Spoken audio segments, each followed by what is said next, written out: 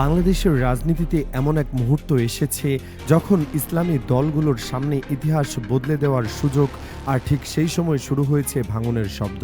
যে ঐক্যকে বলা হচ্ছিল ইসলামী রাজনীতির টার্নিং পয়েন্ট, সেই ঐক্যের ভেতরেই কি জন্ম নিচ্ছে সবচেয়ে বড় সংকট? জামায়াত বনাম ইসলামী আন্দোলন, এটা কি শুধু আসনের হিসাব, নাকি এর পেছনে আছে আরও গভীর কোনো হিসাব নিকাশ?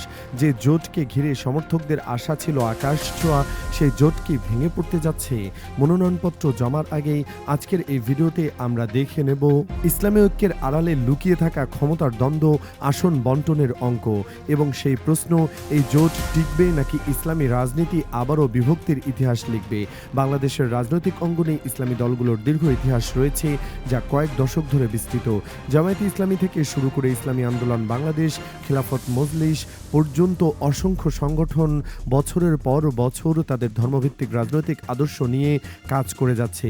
যদিও এই দলগুলো একই ধর্মীয় মূল্যবোধের উপর প্রতিষ্ঠিত, তবুও তাদের মধ্যে কখনো সত্যিকারের ঐক্য প্রতিষ্ঠিত হয়নি।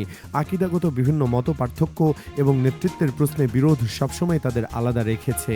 24শে জুলাইয়ের ঘটনা প্রবাহের পর বাংলাদেশের রাজনৈতিক পরিস্থিতিতে যে নাটকীয় পরিবর্তন এসেছে, তাতে ইসলামী দলগুলো নতুন করে তাদের অবস্থান সুদৃঢ় করার সুযোগ দেখতে পাচ্ছে। দেশে ইসলামী শাসন ব্যবস্থা প্রতিষ্ঠার স্বপ্ন নিয়ে এবার তারা উপলব্ধি করেছে যে বিচ্ছিন্নভাবে কাজ করে সেই লক্ষ্য অর্জন সম্ভব নয়। এই উপলব্ধি তাদের একটি বড় জোট গঠনের দিকে ধাবিত করেছে। ত্রয়োদশ জাতীয় সংসদ নির্বাচনের প্রস্তুতি হিসেবে গঠিত এই জোটে শুধু ইসলামী দলগুলোই নয়, কিছু অধর্মভিত্তিক দলও কৌশলগত কারণে যোগ দিয়েছে। বাংলাদেশ জামায়াতে ইসলামী এই জোটের কেন্দ্রীয় শক্তি হিসেবে আবির্ভূত হয়েছে, যার সঙ্গে রয়েছে ইসলামী আন্দোলন বাংলাদেশ, খিলাফত মজলিস, বাংলাদেশ খিলাফত আন্দোলন এবং নিজামী ইসলামী পার্টির মতো প্রতিষ্ঠিত ইসলামী দলগুলো। আশ্চর্যজনকভাবে জাতীয় নাগরিক party, Bangladesh development party, NCP, LDP এবং এবি পার্টির মতো দলগুলো এই জোটে সামিল হয়েছে নির্বাচনের সুবিধা লাভের আশায়। জোটের মূল উদ্দেশ্য ছিল আসন ভাগাভাগির মাধ্যমে পরস্পরের বিরুদ্ধে প্রতিদ্বন্দ্বিতা এড়িয়ে সংসদের সর্বোচ্চ ইসলামী প্রতিনিধিত্ব নিশ্চিত করা। প্রাথমিক পর্যায়ে সবকিছু মসৃণভাবে চলছিল বলে মনে হচ্ছিল। নেতারা একসঙ্গে বৈঠক করছিলেন, যৌথ বিবৃতি দিচ্ছিলেন এবং ভবিষ্যৎ পরিকল্পনা নিয়ে আলোচনা করছিলেন। কিন্তু মনোনয়নপত্র দাখিলের সময় ঘনিয়ে আসতেই পরিস্থিতি দ্রুত পাল্টাতে শুরু করে। জোটের দুই প্রধান শক্তি জামায়াতে ইসলামী এবং ইসলামী আন্দোলন বাংলাদেশের মধ্যে ক্ষমতার লড়াই প্রকাশ্যে চলে আসে। দুই দলের নেতৃত্বের মধ্যে যে উত্তেজনা তৈরি হয় তা ক্রমশ তীব্র হতে থাকে এবং পুরো জোটের ভবিষ্যৎকে অনিশ্চিত করে তোলে। ইসলামী আন্দোলন বাংলাদেশের নায়েবে আমির মুফতি ফয়জুল করিম প্রকাশ্যে জামায়াতে ইসলামীর বিরুদ্ধে গুরুতর অভিযোগ তুলেছিলেন। তার মতে জামায়াত তাদের ন্যায্য দাবি পূরণ করছে না, তাদের রাজনৈতিক শক্তিকে খাটো করে দেখছে এবং গুরুত্বপূর্ণ সিদ্ধান্ত গ্রহণের সময় তাদের সঙ্গে পরামর্শ করছে না। বিশেষ করে এনসিপিকে অধিক গুরুত্ব দেওয়ার বিষয়টি ইসলামী আন্দোলনের নেতাদের মধ্যে তীব্র ক্ষোভের সৃষ্টি করেছে। আসন বন্টনের প্রশ্নটি এখন সবচেয়ে বড় সংকট হয়ে দাঁড়িয়েছে। বিশ্বস্ত সূত্রে জানা গেছে, ইসলামী আন্দোলন বাংলাদেশ জামায়াতের কাছে 120টি আসনের দাবি জানিয়েছে। এই দাবি তাদের সাংগঠনিক শক্তি এবং জনসমর্থনের ভিত্তিতে করা হয়েছে বলে মনে করে। অন্যদিকে জামায়াত তাদের সর্বোচ্চ 35টি আসন দিতে রাজি, যা ইসলামী আন্দোলনের কাছে অপমানজনক প্রস্তাব বলে বিবেচিত হচ্ছে। এই অচলাবস্থা থেকে উত্তরণের কোনো পথ এখনও দেখা যাচ্ছে না। ইসলামী আন্দোলনের শীর্ষ নেতৃত্ব থেকে স্পষ্ট ইঙ্গিত পাওয়া যাচ্ছে যে তাদের দাবি পূরণ না হলে তারা জোট ত্যাগ করতেও দ্বিধা করবে না। এমনকি আরও চরম পদক্ষেপ হিসেবে জামায়াতকে জোট থেকে বহিষ্কার করে অন্য দলগুলোকে নিয়ে জোট গঠনের চিন্তাভাবনাও চলছে বলে জানা গেছে। শুধু ইসলামী আন্দোলন নয়, জোটের অন্যান্য দলগুলো আসন বন্টন নিয়ে অসন্তুষ্ট।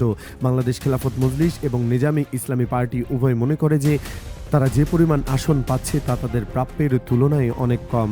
তাদের যুক্তি হলো, স্থানীয় পর্যায়ে তাদের যে সাংগঠনিক ভিত্তি রয়েছে এবং নির্দিষ্ট এলাকায় যে জনপ্রিয়তা রয়েছে, তার প্রেক্ষিতে তারা আরও বেশি আসনে প্রতিদ্বন্দ্বিতা করার যোগ্য।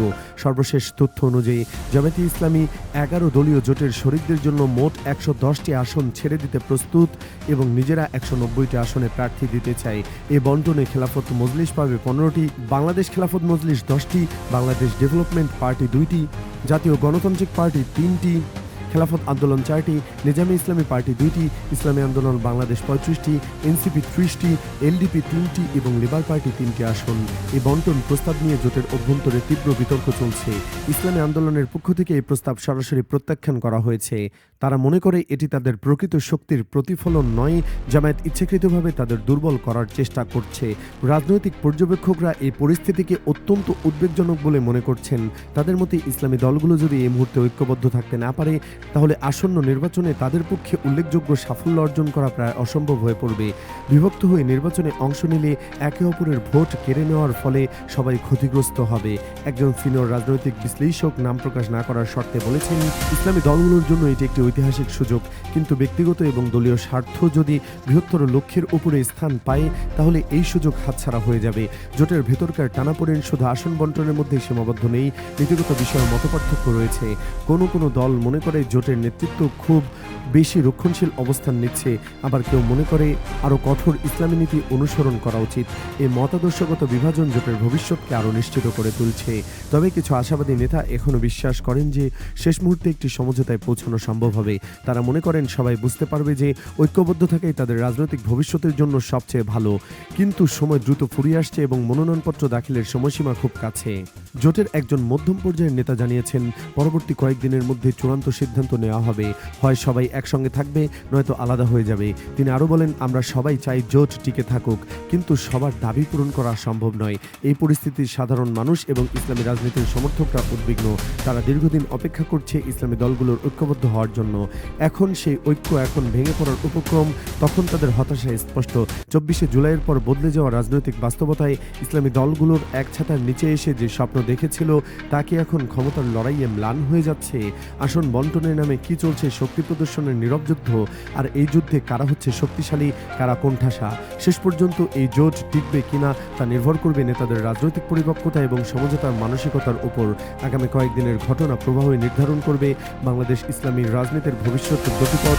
সংসদে ইসলামী দলগুলোর শক্তিশালী উপস্থিতি নিশ্চিত করার যে স্বপ্ন তারা দেখছে, তা বাস্তবায়িত হবে নাকি আরও একবার অন্তর্দ্বন্দ্বে বিলীন হয়ে যাবে, সেই প্রশ্নের উত্তর পেতে আর বেশি দিন অপেক্ষা করতে হবে না। আর দর্শক, আমরা অপেক্ষায় রয়েছি আপনার মতামতের জন্য। আপনি যদি আমাদের চ্যানেলে নতুন হয়ে থাকেন, সাবস্ক্রাইব করে বেল আইকনটি বাজিয়ে রাখুন, আমাদের বিশ্লেষণ ধরনের প্রতিবেদন যেন সবার আগে আপনার কাছে পৌঁছায়।